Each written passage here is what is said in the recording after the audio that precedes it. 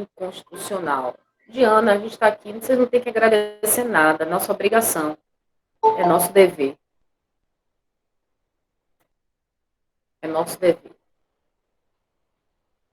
Certo. Mas vocês sabem o artigo que nós estávamos analisando?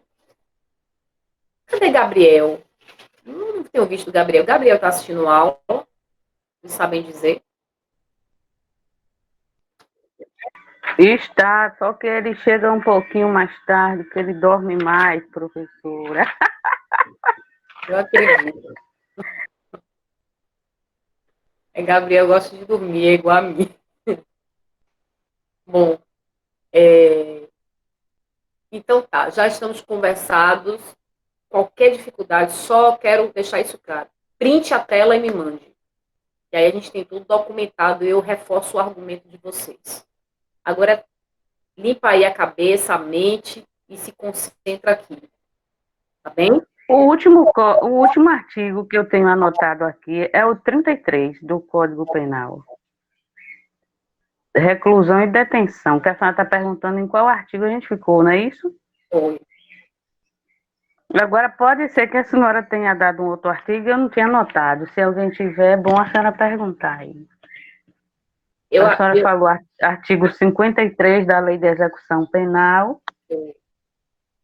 mas no Código Penal, me No parece Código Penal foi o 33 que eu tenho aqui. Agora pode ser que a senhora tenha dado um outro. é o 33 mil. Então vamos retomar um pouco. A net está ruim, eu sei que está oscilando, mas lembre-se que a aula está gravada e eu vou depois reforçar no YouTube, tá bem? Eu sei aí que tem gente com a internet está muito ruim mesmo, que todos estão acessando. Então, eu sei da dificuldade. Eu vou colocar a aula no YouTube e depois eu passo para vocês, quem me adicionou, tá bem? Bom, das penas privativas de liberdade. Na aula passada, nós falamos sobre a pena de reclusão e a pena de detenção. E naquela ocasião, dissemos que a pena de reclusão é cumprida em 3 regimes penais. Observe que a pena de reclusão consiste numa pena de maior austeridade se comparado à pena de detenção. E que há, por lei, algumas diferenças, algumas distinções entre a pena de reclusão e a pena de detenção. Em países como, por exemplo, a Alemanha, a pena de reclusão e a pena de detenção já foram unificadas. Não há diferença, não há distinção. O Brasil é um dos poucos países que se estabelece essa distinção por lei entre pena de reclusão e pena de detenção. Uma dentre as distinções é exatamente que a pena de reclusão é cumprida em 3 regimes penais: regime fechado, regime semiaberto e regime aberto, cada um com características específicas. Ao passo que a pena de detenção é cumprida em 2 regimes: regime semiaberto e regime aberto.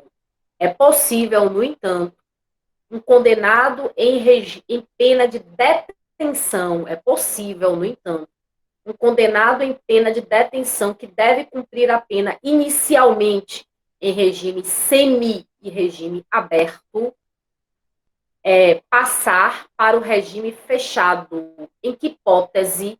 Na hipótese do cometimento de uma falta grave. A pena de detenção é para ser cumprida em regime semi-aberto e regime aberto. Todavia, é possível que o condenado em pena de detenção cumpra regime fechado na hipótese em que ele praticar uma falta disciplinar, a chamada falta grave.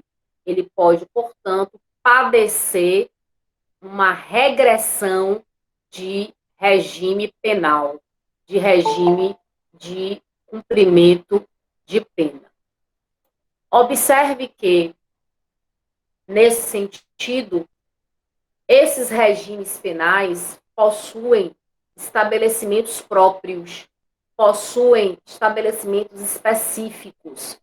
Assim é que o regime fechado, o sentenciado deve cumprir na penitenciária. No regime fechado, o sentenciado cumpre pena em penitenciária.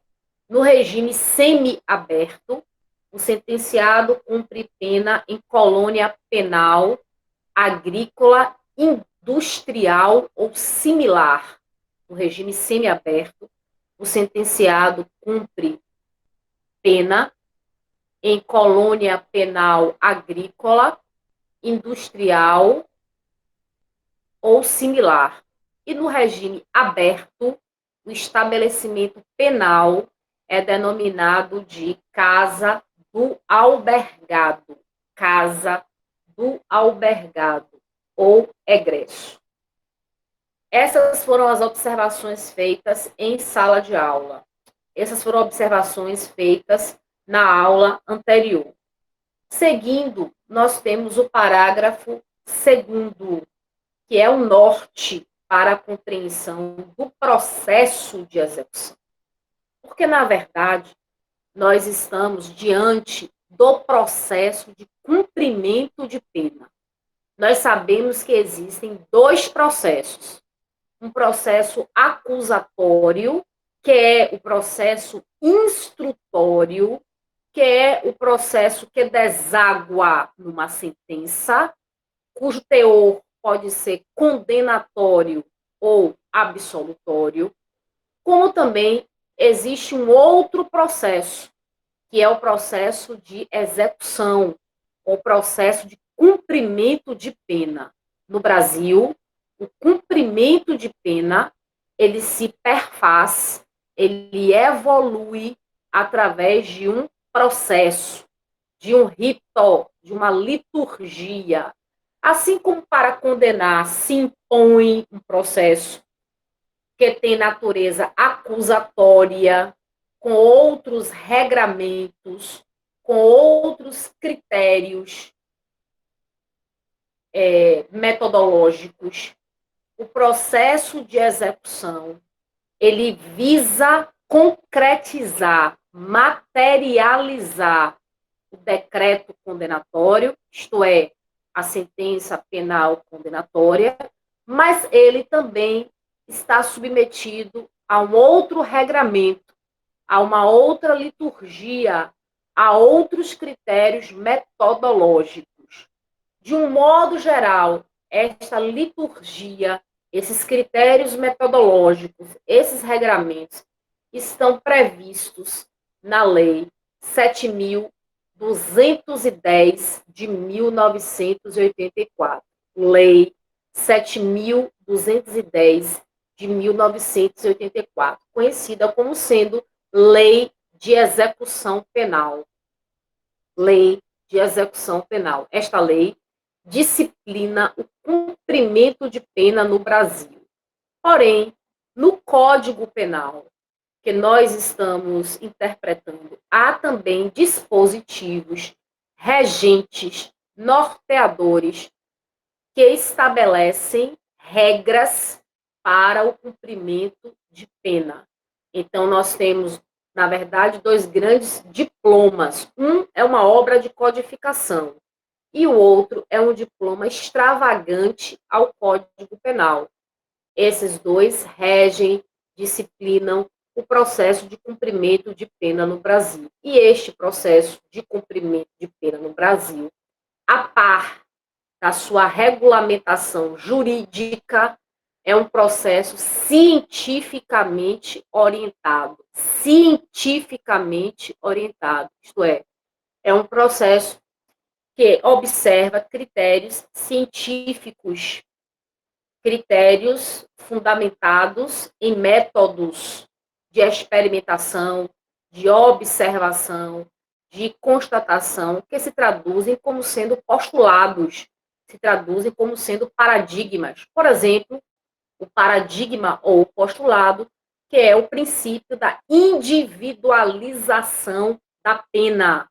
É um princípio que ostenta uma norma constitucional, princípio da individualização da pena. A pena deve se aproximar às condições pessoais do condenado, ou mais que possível, deve se aproximar das condições pessoais do condenado.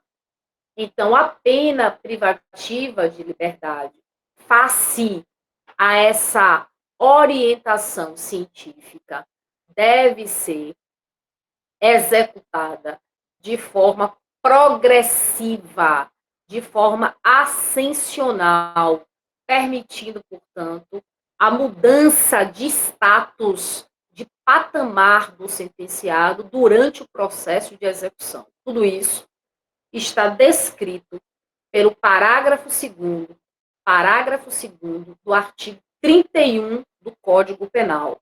Parágrafo 2º do artigo 31 do Código Penal. Esta orientação ascensional da pena privativa de liberdade, seguindo, é claro, a sua forma progressiva. E aqui nós já falamos sobre a progressão de regime, que é uma mudança de regime ascensional do regime fechado para o semiaberto até chegar o aberto. Não existe progressão ou mudança de regime per saltum. Não existe progressão de regime ou mudança de regime per saltum. Per saltum é uma expressão em latim. O STJ já deliberou que é proibido, é vedado a progressão de regime per saltum, isto é, do regime fechado imediatamente para o regime aberto. Eu estou agora no parágrafo 2º do artigo 33. Parágrafo 2º do artigo 33.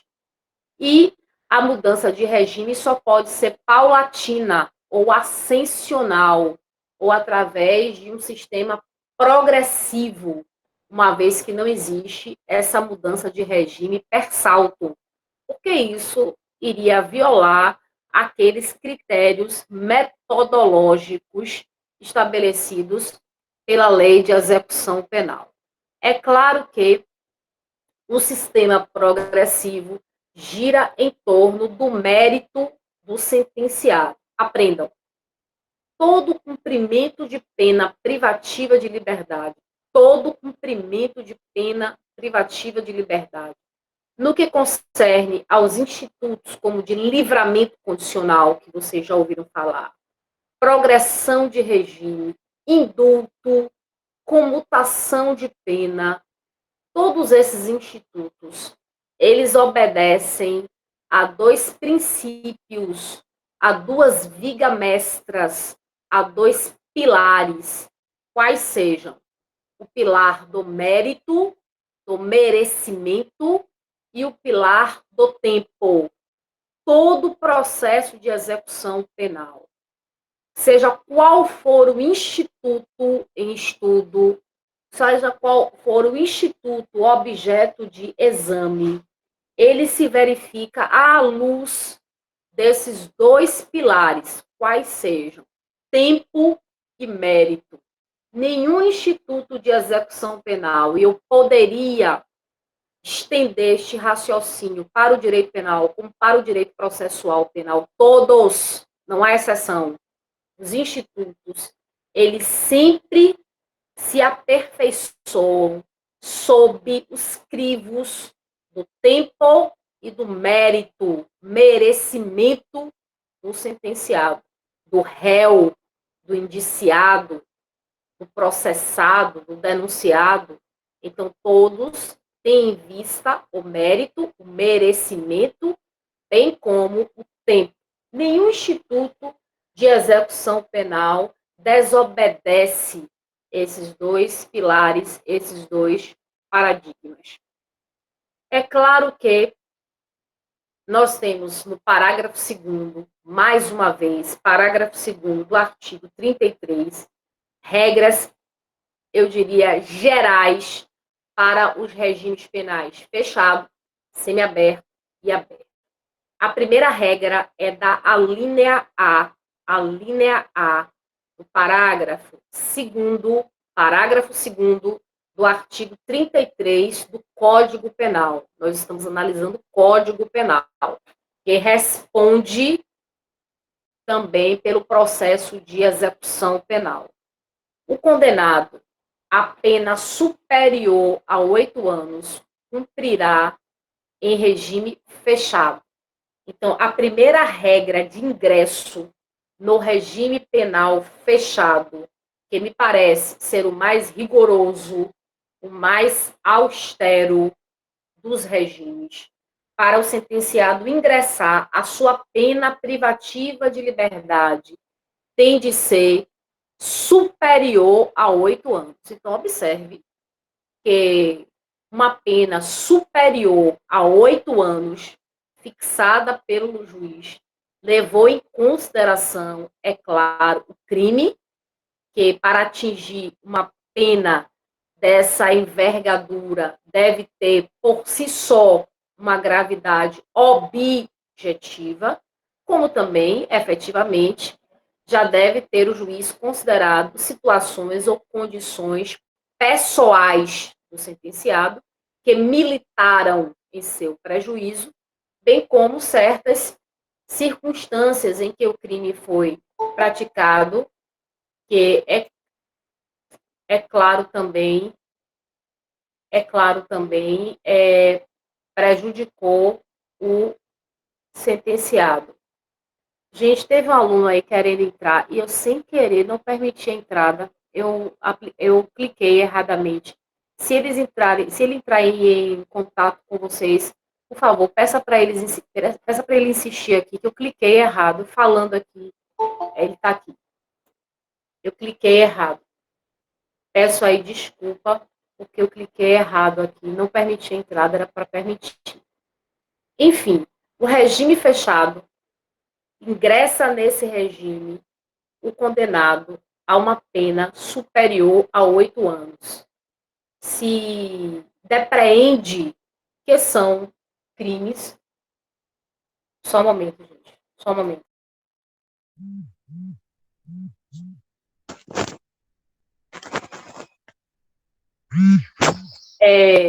São crimes cuja pena é superior, portanto, a 8 anos. Então, se depreende uma gravidade objetiva, da infração penal. Certamente, o grau de lesividade, de ofensividade ao bem jurídico, vida, incolumidade física, dignidade sexual, administração pública, deve ser mais alto. Bem como o juiz, para fixar uma pena deste patamar, qual seja superior a 8 anos, já deve ter encontrado circunstâncias do crime mais gravosas, como condições pessoais que militaram em prejuízo do sentenciado. Por isso, uma pena desse teor. Esta pena não é necessariamente encontrada no tipo penal. Esta pena é em consequência da aplicação de pena, que envolve o procedimento de dosimetria penal. Entenderam? Então, não é que essa pena esteja na combinação abstrata, na parte especial do Código Penal. Uma pena de 8 anos é consequência de um procedimento, de um itinerário para aplicação de pena. Esse itinerário é denominado de dosimetria penal, onde eu conduzo em consideração a pena abstrata, as circunstâncias em que o crime foi praticado, bem como as condições pessoais do sentenciado, naquele momento, processado pelo crime. Tá bem? Na linha B, então agora eu estou na linha B do parágrafo 2º do artigo 33, a linha B do parágrafo 2º do artigo 33. Nesta alínea B, eis que o regime semiaberto é aquele em que a pena é superior a 4 anos, como coloca aqui, pena superior a 4 anos, como também a pena máxima pode ser igual ou inferior a 8 anos.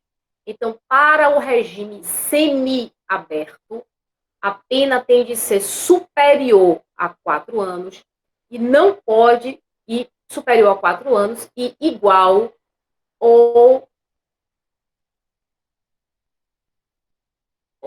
tudo bem, Bianca, entendi. Pena superior a 4 anos e igual ou inferior a 8 anos. Onde eu estou lendo isso? Na linha B do parágrafo 2º do artigo 33 do Código Penal. Eu tenho esse critério objetivo, este critério que é um critério geral para aplicação do regime penal. Lembrando que esta situação para o regime semiaberto, qual situação? Pena superior a 4 e igual ou inferior a 8. É aplicada para o não reincidente. Olha aqui na linha B. É aplicada para o não reincidente. Não reincidente. Isto é, ele não pode ser contumaz na prática do crime. Ele não pode ser contumaz na prática do crime. Não pode existir contra ele a recidiva, a reincidência na prática do ilícito penal. Cuidado, reincidência é um instituto previsto no Código Penal. É explicado e problematizado pela doutrina, mas o conceito de reincidência está no Código Penal, na altura do artigo 63. Na altura do artigo 63. Verifica-se a reincidência, artigo 63 do Código Penal. Quando a gente comete novo crime após o trânsito em julgado da sentença penal condenatória, eu tenha condenado por delito, por crime anterior.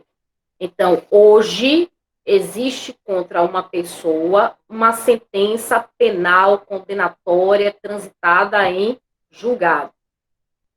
Esta sentença penal transitou em julgado, ou seja, já há um juízo definido de responsabilidade, de culpabilidade. Após, a pessoa pratica um novo crime. Então, esta pessoa, em conformidade com o artigo 63 do Código Penal, artigo 63 do Código Penal, é reincidente para novos crimes. É reincidente para novos crimes. Transita em julgado, neste momento, a sentença penal condenatória. Se a pessoa vier a praticar um novo crime, considera-se reincidente para efeitos penais. Então, eu posso ter, em contrapartida, uma ficha criminal extensa, vários inquéritos, vários processos e várias condenações criminais, e não ser reincidente para os fins do artigo 63 do Código Penal. Por quê? A reincidência só se aperfeiçoa, só se consolida se a prática de um novo crime for posterior à sentença penal transitada em julgado. Qualquer crime, sim, qualquer crime. O artigo 63 não determina a chamada reincidência específica. Nós giramos em torno aqui da reincidência generalizada. Ou seja, o artigo 63 não tem nenhuma exigência quanto a ser mesmo crime, mesmo tipo penal ou mesma ofensividade. Pelo contrário, o artigo 63 exige apenas que seja crime. Então, para ser reincidente em crime, primeiro se impõe a sentença penal condenatória transitada em julgado, quando todas as vias de impugnação legal estão exauridas, estão exaustas, e o agente vem a praticar um novo crime, qualquer crime. Nesse sentido, ele é considerado reincidente para os efeitos do artigo 63 do Código Penal.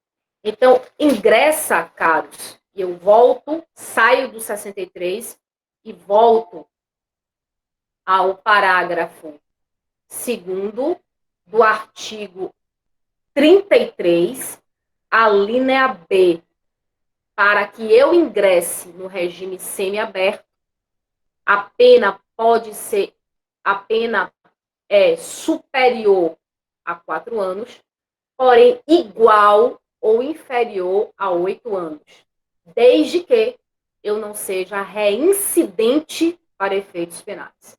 A partir de agora, eu já tenho como saber que é reincidência? Sim, porque a reincidência é um conceito que está prefixado no artigo 63 do Código Penal. Artigo 63 do Código Penal. O mesmo raciocínio se aplica para o regime penal aberto. A condição sine qua é que o sentenciado não seja reincidente. O que é reincidência? O conceito está no artigo 63 do Código Penal. O conceito está no artigo 63. Reincidente é aquele que possui já uma sentença penal transitada em julgado, portanto, se firmou um juízo de responsabilidade, de culpabilidade, de repreensão. Esta sentença não é passível de impugnação, não é passível de ser guerreada, não é passível de ser desafiada pela via recursal, e o agente pratica um novo delito, um novo crime. Nesse sentido, é reincidente para efeitos penais. Então, eu não posso mais adotar para o conceito de reincidência aquela situação em que o agente possui contra si vários inquéritos, vários processos, várias condenações criminais, mesmo pesando contra este agente inquéritos policiais, processos criminais e sentenças penais, ele pode ser primário. Por quê? Porque a reincidência é um conceito técnico, a reincidência é um conceito normativo, a reincidência é um conceito legal, e ela está prevista na altura do artigo 63 do Código Penal. Então, todas as vezes que eu tiver dúvida, eu devo fazer a leitura, eu devo fazer uma reflexão, inclusive com método de auxílio doutrinário do artigo 63 do Código Penal. Então, ingressa em regime aberto o sentenciado não reincidente, cuja pena for igual ou inferior a 4 anos. Cuja pena for igual ou inferior a 4 anos. Onde estão localizadas essas regras gerais? Essas regras gerais estão localizadas no parágrafo 2º do artigo 63 do Código, 33 do Código Penal. Parágrafo 2º do artigo 33 do Código Penal. Então, caríssimos, pena superior a 8 anos, regime inicialmente fechado. Sentenciado não reincidente, cuja pena não exceda a 8 anos, ou seja igual ou inferior a 8 anos e superior a 4 anos, regime semi-aberto. A. Condenado não reincidente, cuja pena seja igual ou inferior a 4 anos, o regime aberto. Então, o regramento geral está previsto no parágrafo 2º do artigo 33 do Código Penal, nas suas alíneas A, B e C. Todos entenderam? Todos entenderam? Coloca um ok. Certo.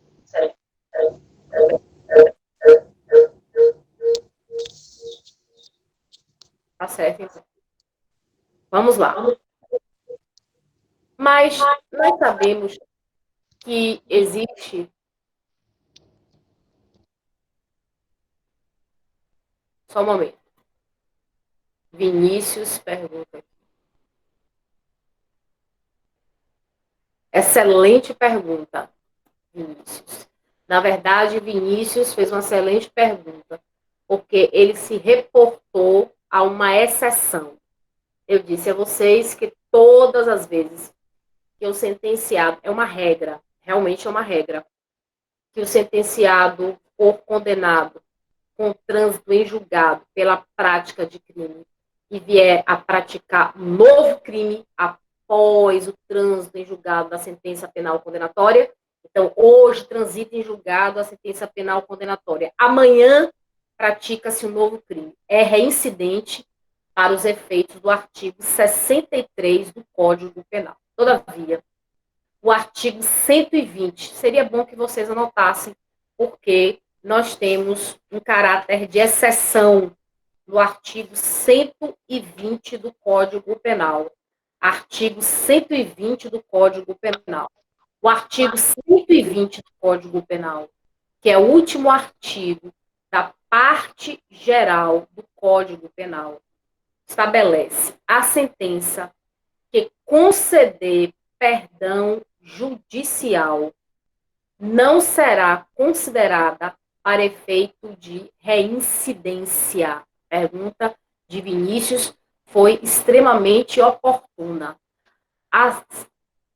O perdão judicial, a sentença que concede o perdão judicial não será considerado para efeito de reincidência. Artigo 120 do Código Penal. Eu posso dizer, em linhas gerais, que esse artigo 120 do Código Penal excepciona a regra geral. Qual é a regra geral? Sentença penal condenatória transitada em julgado. A prática de um novo crime gera a reincidência, gera a recidiva, gera a contumácia em conformidade com o artigo 63. Inclusive,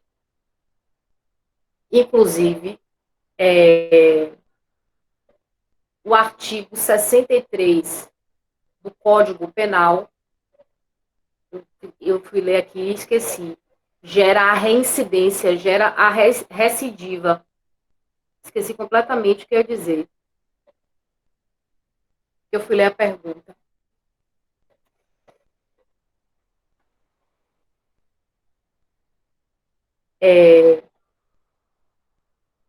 Posso mandar. Depois você fala comigo, Paulo, no WhatsApp, reforça isso aí, porque agora não dá para eu parar, não. Senão eu corto. Quando vocês perguntam, aí eu corto o raciocínio aqui, que eu vou ler a pergunta de vocês.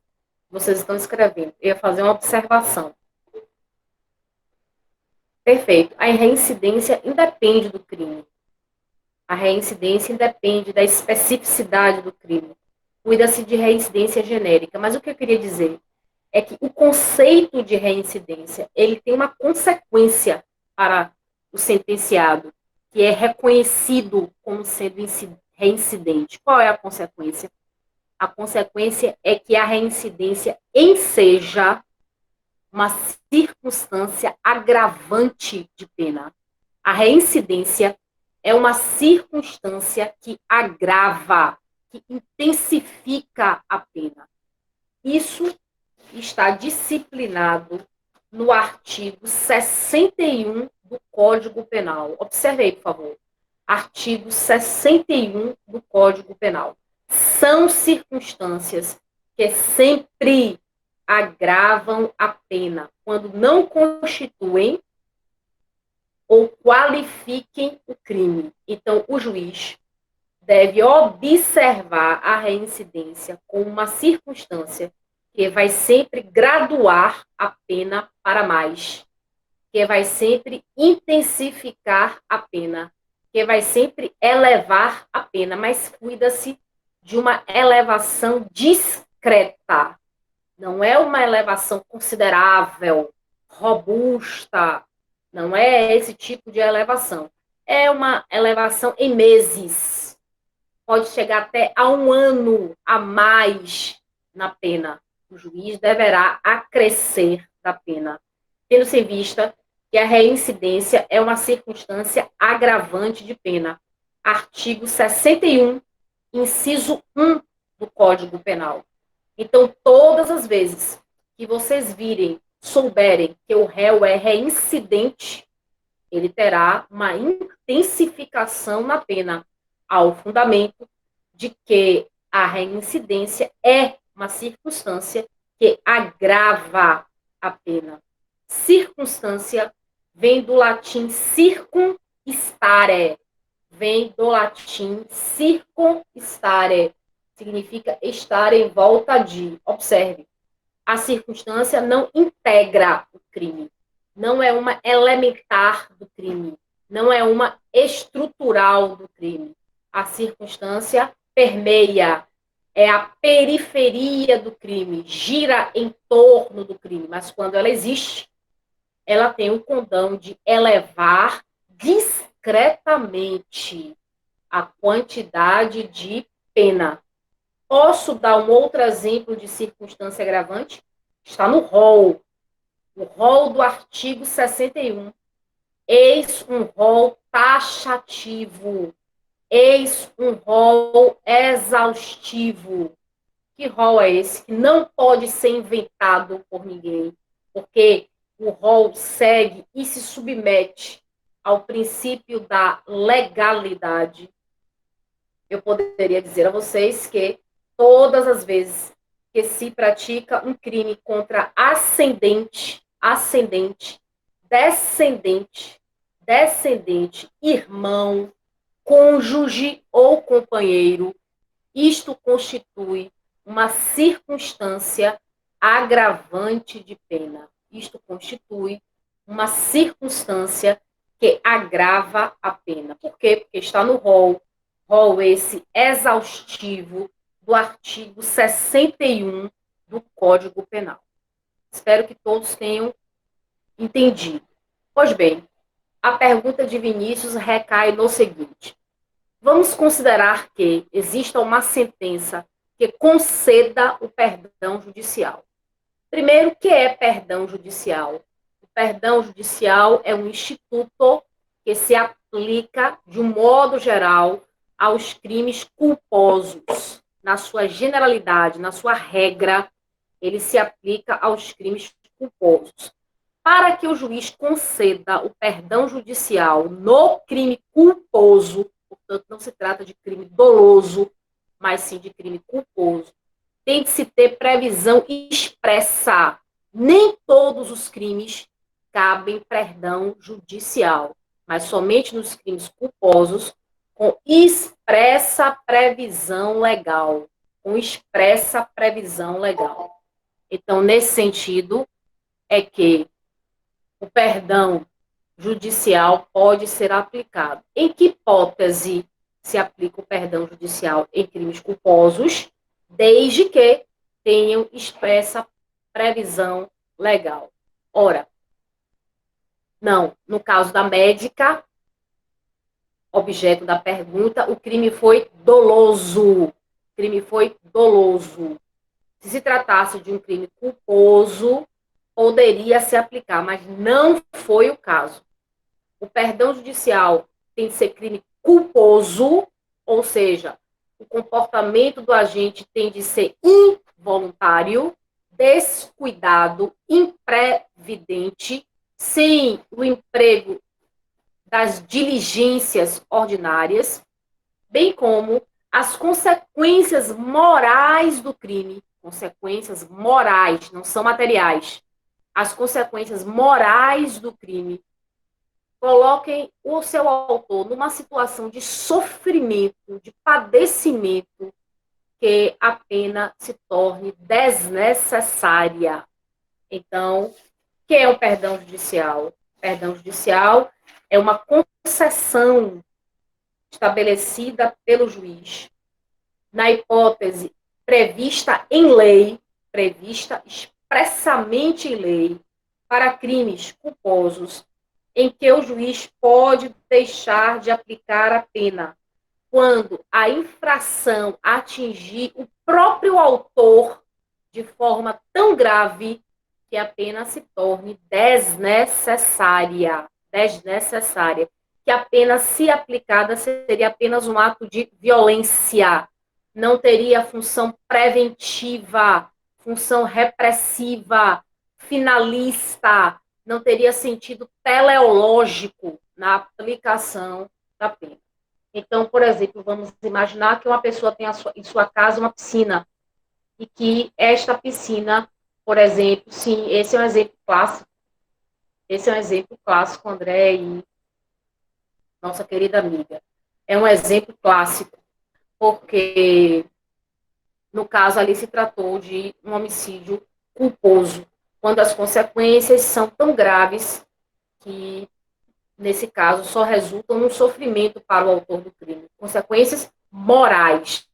Não se trata de consequências materiais. Então, por exemplo, uma mãe que tem uma piscina em casa e que, de forma distraída, os filhos, ela está no local, mas está distraída, e o filho ou os filhos vêm se afogar e evoluem para a morte, né?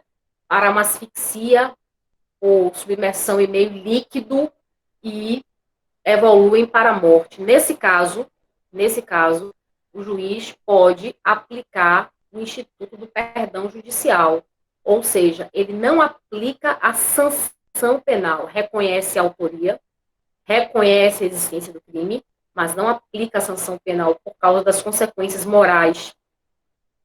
Ora, esta sentença que concedeu o perdão judicial não é uma sentença condenatória, por isso que ela não marca reincidência. É uma sentença extintiva de punibilidade. É uma sentença extintiva de punibilidade.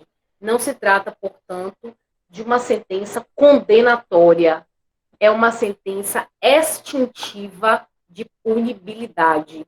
Então, como não há condenação criminal, se estas pessoas que receberam o beneplácito do perdão judicial vierem a praticar novo crime, não serão consideradas como sendo reincidentes por força do artigo 120 do Código Penal, porque esta sentença não é uma sentença condenatória, é uma sentença extintiva de punibilidade. Por isso, ela não marca reincidência.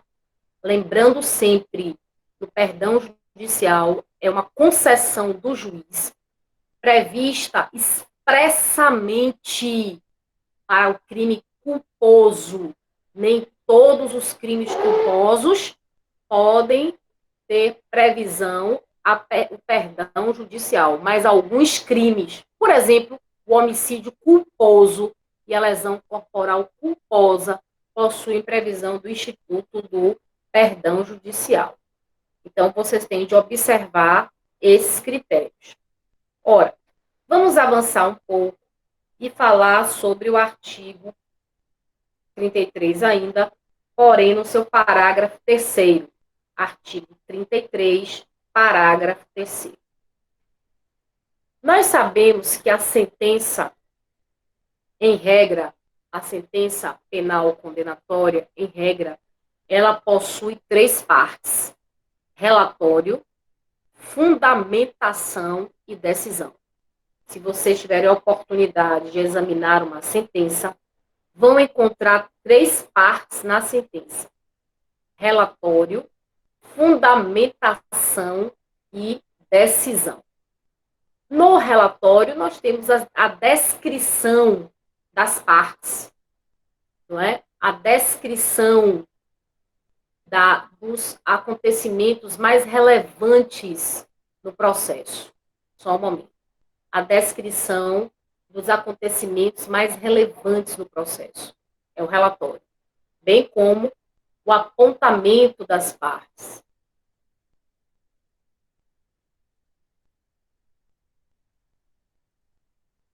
Anthony pergunta aqui. Então, após o indulto, o agente de novo crime pode reincidir por ter sido condenado por sentença penal. O indulto tem como finalidade a extinção da pena. O indulto, puro e simples, ele tem como consequência a extinção da pena imposta. Porém, pese a concessão do indulto, o agente, se praticar um novo crime, será reincidente para efeitos penais. Este tipo de indulto, o indulto puro e simples, extingue a pena, o cumprimento de pena. Todavia, se ele vier novamente a praticar um ilícito penal, ele será considerado reincidente para os efeitos penais, Antônio. Porque ele só terá a possibilidade de apagar o crime anterior quando, após 5 anos de cumprimento de pena, ele não voltar a delinquir, não voltar a praticar um novo crime. Então, vamos imaginar que pese contra mim hoje uma sentença penal condenatória e que eu seja condenada a uma pena de 10 anos. Eu cumpra os 10 anos. 5 anos após o cumprimento desta pena, eu não sou mais reincidente para efeitos penais. Eu consigo retornar ao status quo anterior. E é como se eu nunca tivesse praticado crime. É uma ponte de ouro que o legislador penal coloca para o agente. Então, é um mecanismo para pagar a sentença penal condenatória. É este aí. Onde está isso? Artigo 63, parágrafo do Código Penal. Após o cumprimento da pena, esse agente se submete a um período depurador de 5 anos após o cumprimento da pena. Ele consegue voltar ao status quo ante, ou seja, ao status de não criminoso. E aí, então, apaga-se o histórico, o registro desta condenação criminal. É, à primeira vista, um mecanismo de depuração. É como se ele fosse um de nós, não criminoso. Onde eu vi isso? No parágrafo do artigo 63. E o indulto, Anthony, marca a reincidência? Marca. Eu sou indultada hoje. Hoje extingue a minha pena. Hoje extingue a minha pena. Mas todos os outros efeitos penais da sentença estão se produzindo. Quais são os efeitos penais de uma sentença condenatória? Obrigação de reparar o dano. Gera a possibilidade de reincidência. A pena aplicada é um dos efeitos da sentença. Não o único, embora eu reconheça. É o mais importante, é o mais relevante. Mas há outros efeitos que a sentença penal condenatória gera, como, por exemplo, reparar o dano causado pela prática de crime. Artigo 90 do Código Penal. Olha aí, tudo isso é assunto, viu? Artigo 90 do Código Penal. Efeito, eu diria, primário da sentença condenatória. Efeito genérico da sentença condenatória. A sentença tem vários efeitos. 91, artigo 91, são efeitos da condenação. Tornar certa a obrigação de reparar o dano. Que dano? Dano causado pelo crime à vítima. Então, quando há o indulto, que é a extinção da pena, outros efeitos permanecem. Outros efeitos prosperam, entre eles a reincidência, entre eles a obrigação de reparar o dano. Entendeu? Coloca um ok aí, para que vocês não me deixem no vácuo eterno. Obrigada. Certo? Tudo bem. Obrigada. Bom, então, como eu disse anteriormente, o artigo 33, no parágrafo 3º, determina que nós vamos aprender agora. A sentença penal condenatória, ela é composta de 3 partes: relatório, fundamentação e conclusão. O relatório é, eu diria, as notícias que ocorreram naquele processo. Eu vou apontar as partes que integram o processo e estabelecer quais os pontos relevantes naquele processo, o que de fato aconteceu naquele processo. Então, eu vou fazer um relatório, uma história, um histórico daquele processo circunstanciado. A partir do relatório, eu tenho a possibilidade de conhecer, eu que não participei da relação processual, eu tenho a possibilidade de conhecer aquela ação, aquele processo. O princípio da publicidade dos atos processuais. O princípio tem que ter um grau de concreção, e o grau de concreção é, por exemplo, o relatório que o juiz deve fazer na sentença. Há sentença sem relatório, mas é uma exceção. Ela existe no juizado especial criminal. No âmbito do juizado especial criminal, não há relatório, dispensa-se o relatório. Previsão no juizado especial criminal, previsão em lei. Após o relatório, há a fundamentação, é a motivação. São as razões pelas quais o juiz pautará a sua decisão. E, finalmente, a decisão, onde eu tenho o dispositivo da sentença, onde eu tenho, na maioria das sentenças, o procedimento chamado de dosimetria penal, onde eu tenho um procedimento denominado de itinerário para se aplicar a pena, já que se trata de uma sentença condenatória.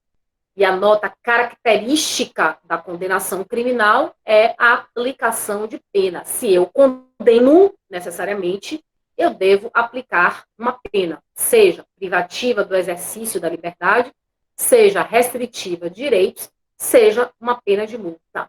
Em alguns estados,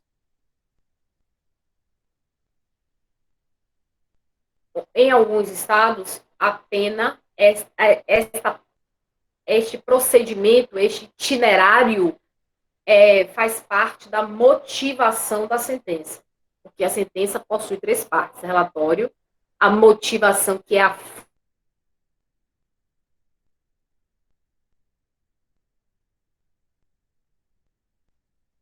é onde o juiz deve pautar o seu raciocínio coerente, lógico, que chegará a uma conclusão que está no dispositivo. A dosimetria é um procedimento, sim, são sinônimos, Renata. A dosimetria é um procedimento que tanto pode estar localizado na fundamentação, quanto pode estar localizado na decisão. Varia em alguns estados. Isto não importa ou não é para nós agora relevante esta discussão. Mas o que eu quero dizer é que toda sentença penal condenatória, ela deve aplicar pena. E as penas estão escalonadas no artigo 32 do Código Penal. Porém, para aplicar pena, eu tenho de obedecer a um itinerário, a um procedimento. Este procedimento é denominado de dosimetria penal. Dosimetria penal. E nós adotamos, para a aplicação da pena, o critério trifásico. Nós observamos 3 fases na aplicação da pena. A fase que gira em torno da circunstância judicial, que nós vamos aprender imediatamente. circunstância judicial, que é o primeiro degrau que deve ser observado pelo juiz para a aplicação da pena. A segunda fase, que diz respeito à análise pelo juiz das circunstâncias, agravantes ou atenuantes, denomina essa fase de fase ou pena provisória, pena provisória. E, finalmente, uma terceira fase, em que o juiz deve levar em consideração as causas de aumento e de diminuição de pena.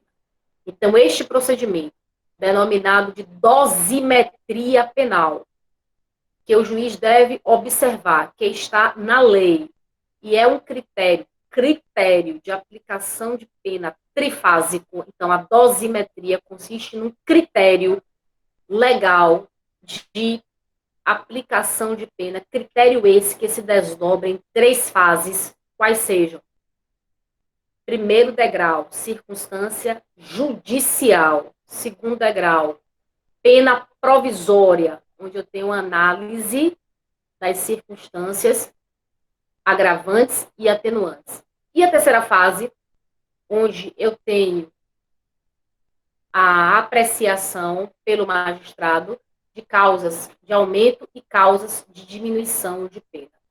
A partir destes critérios, eu tenho a fixação da pena, da quantidade de pena privativa de liberdade. Porque a pena está cominada, prevista abstratamente em lei. Porém, ela tem que ser fixada pelo juiz na sentença.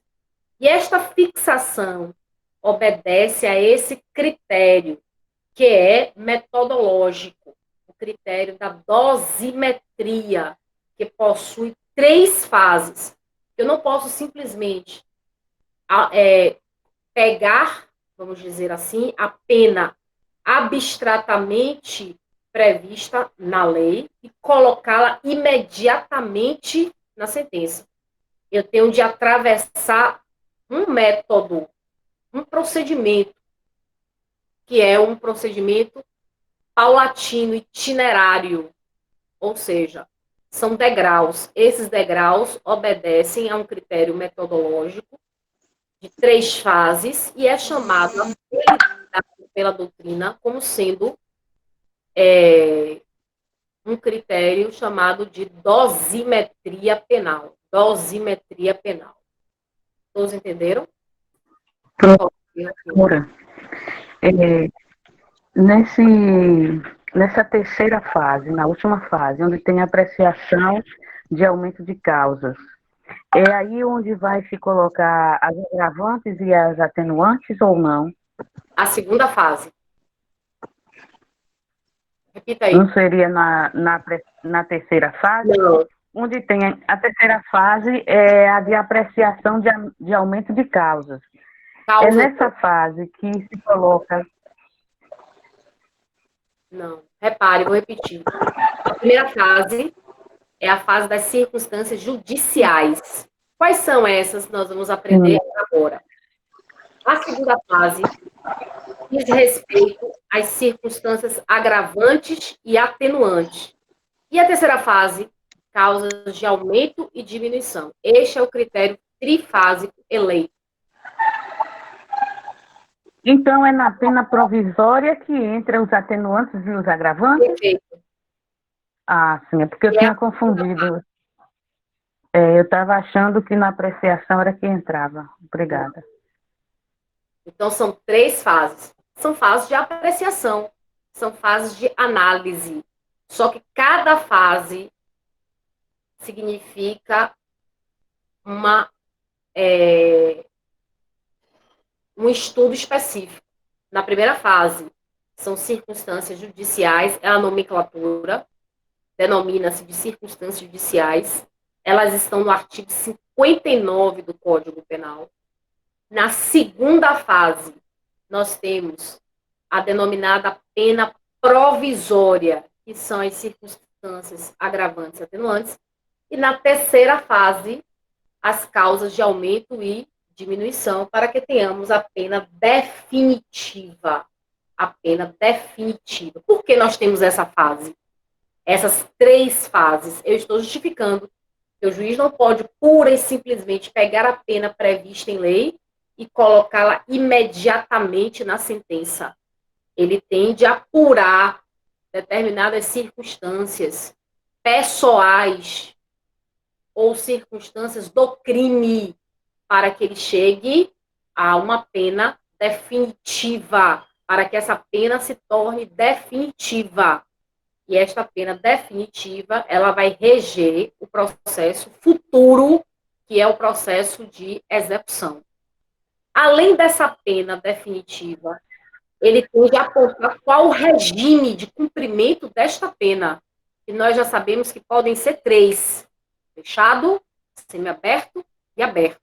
Então, se ele, juiz, a partir desse estudo de critérios, dessa dosimetria, estabelece uma pena na sentença, depois de todas essas fases de análise de apreciação, ele chega a uma pena superior a 8, eu já sei que o regime qual é?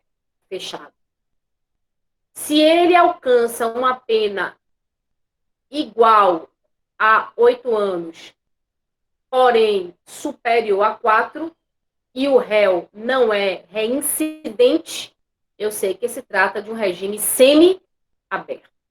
Se o réu não é reincidente e ele chega a uma pena igual ou inferior a 4 anos, eu já sei que se trata de uma pena que será cumprida em qual regime? Aberto. Todos entenderam? Então, primeiro eu aplico a quantidade da pena. Essa aplicação da quantidade de pena é uma aplicação arbitrária? Não. Eu, juiz, devo obediência à dosimetria penal, ao itinerário. Aplico a pena na primeira fase, que é a fase da pena base, em observância das circunstâncias judiciais. A segunda fase, que é a fase da pena provisória, observo as circunstâncias agravantes e atenuantes. E a terceira e última fase, que eu obedeço às causas de aumento e de diminuição de pena, a fim de tornar a pena definitiva. Depois que eu a torno definitiva, eu vou ao parágrafo 2º, eu já sei a quantidade de pena, eu vou ao parágrafo 2º do artigo 33 do Código para fixar o regime. Então, eu sei que se for uma pena superior a 8, é regime fechado. Que se for uma pena que não excede a 8 e é superior a 4, regime semi-aberto. E se for uma pena que não exceda a 4 anos, regime aberto, desde que não sejam reincidentes para efeitos penais. Me coloquem um ok, por favor, para saber se vocês estão entendendo certo. Ou não. Tudo bem. Tudo bem, ok. São 11h09. Eu vou falar mais 10 minutos, porque teoricamente a gente terminaria 11h30 para 12. Eu vou falar mais 10 minutos com vocês e vou dar aquele fechamento que nós fizemos no início da aula sobre as nossas provas, tá certo? Para ficar bem claro para vocês, para inclusive ficar gravado aí para vocês, tá certo? Bom, então, caríssimos, eu gostaria de falar aqui do parágrafo 4º. Parágrafo 4º. Não poucas vezes eu tenho dito a vocês a respeito dos crimes contra a administração pública. Então, a partir do artigo 312 do Código Penal, olha aí, por favor, artigo 312 do Código Penal, eu tenho o título 11 do Código, cujo capítulo é dos crimes praticados por funcionário público contra a administração em geral. E eu, por exemplo, posso citar aqui os crimes de peculato, artigo 312. Posso citar o crime de concussão, artigo 316. Se eu não fosse funcionária pública, eu praticaria o crime de extorsão.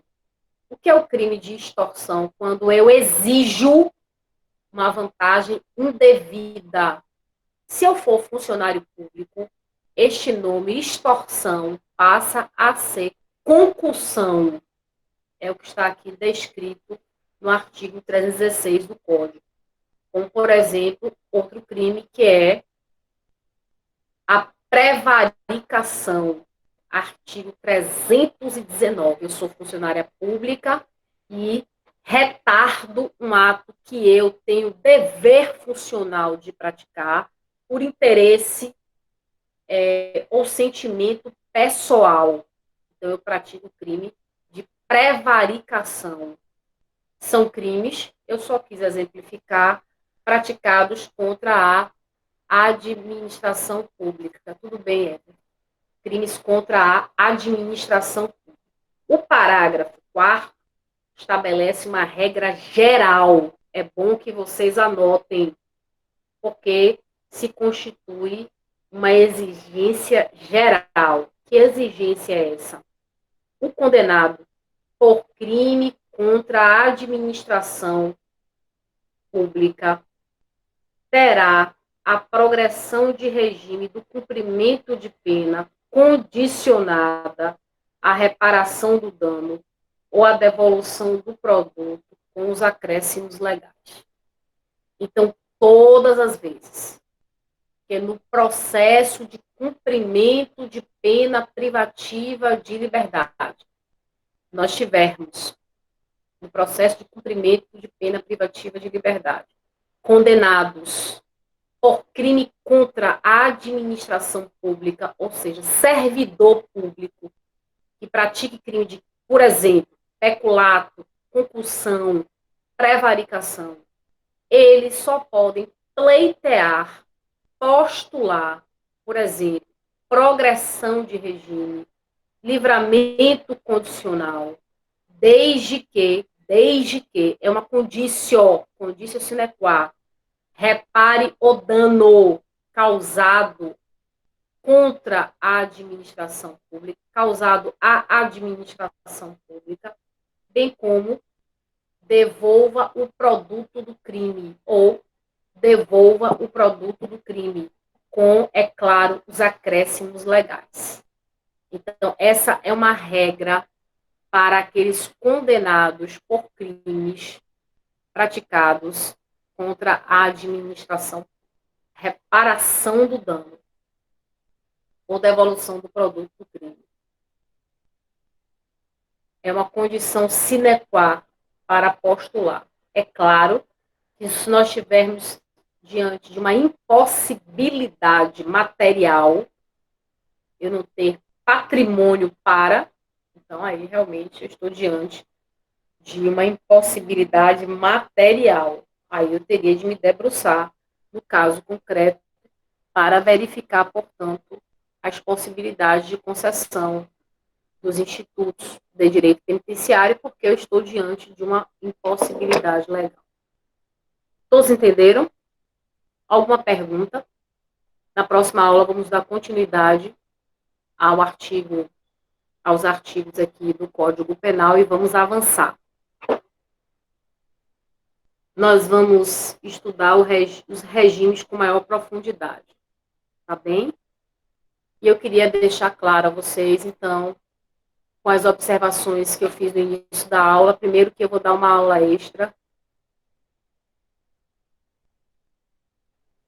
Professora, se a pessoa for reincidente, e mesmo assim a pena for inferior a 8 anos ou a 4 anos, aí nós vamos estudar, André, uma regra, nós vamos estudar na aula que vem, uma súmula, se você já quiser anotar aí, que é a súmula 269,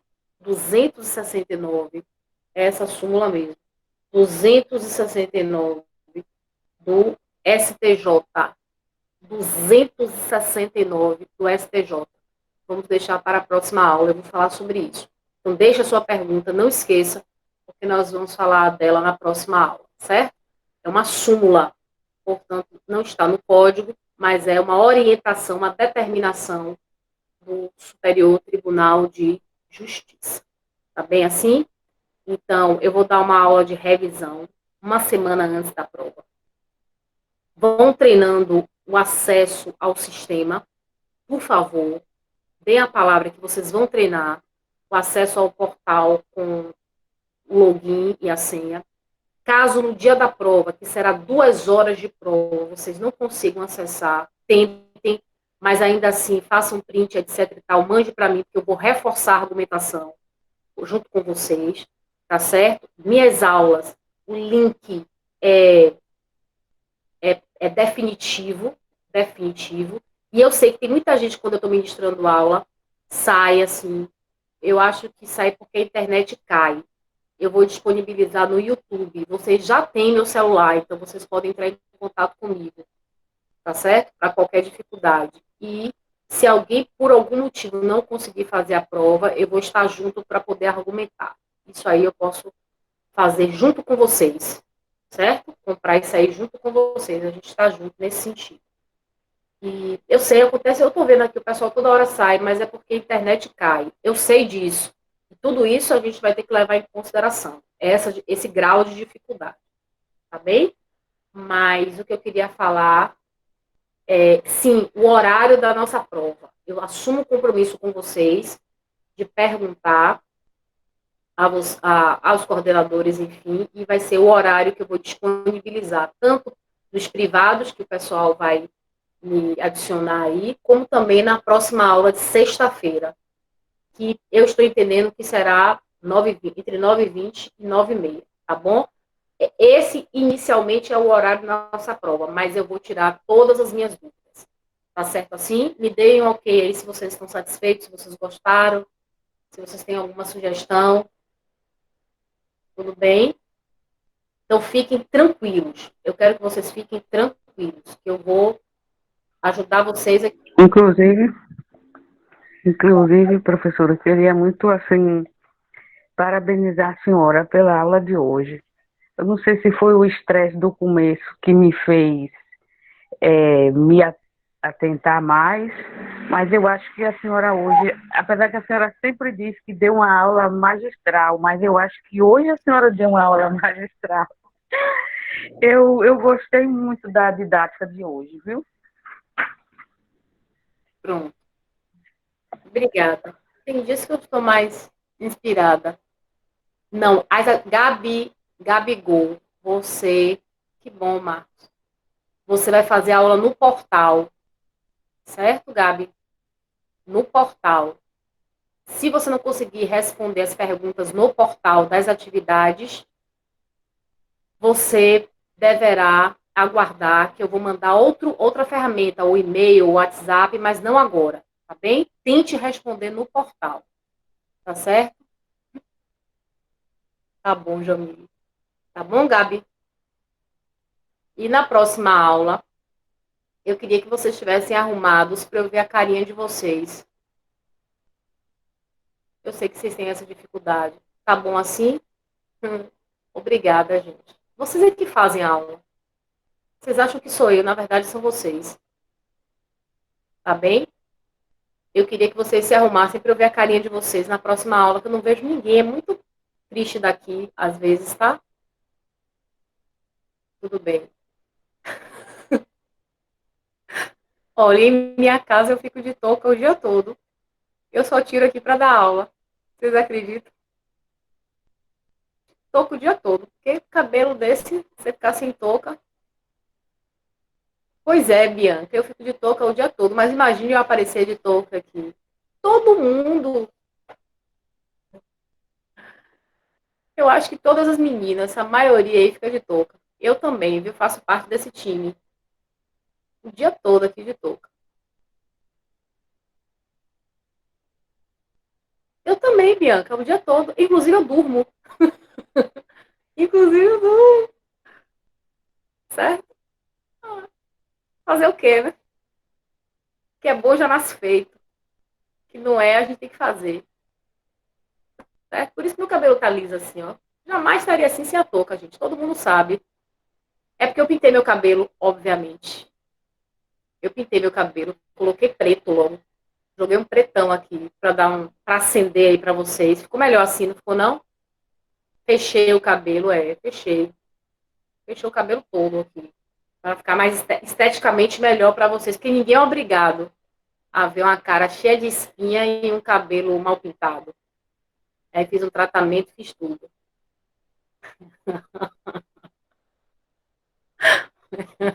Ninguém está obrigado. Então, fiquem tranquilos, tá certo? Eu vou ajudar vocês.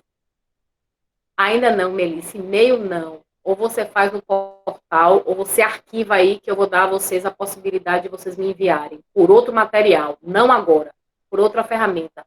Coloque aí presente aí, tudo aí presente. Ótimo, Melissa, arquivo. Não esqueçam, coloque presente aí para eu saber que você para ficar gravado aí, certo? Agora vamos tirar a touca na próxima aula, né? Que eu quero ver a carinha de vocês, eu quero que abra aqui o vídeo para eu poder ver vocês, viu?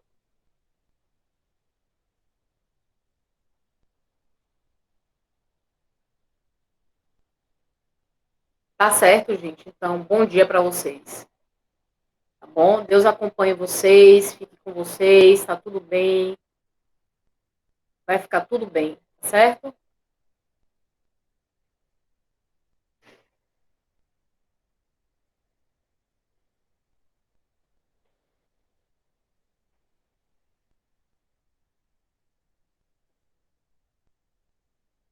Beijo. Bom final de semana.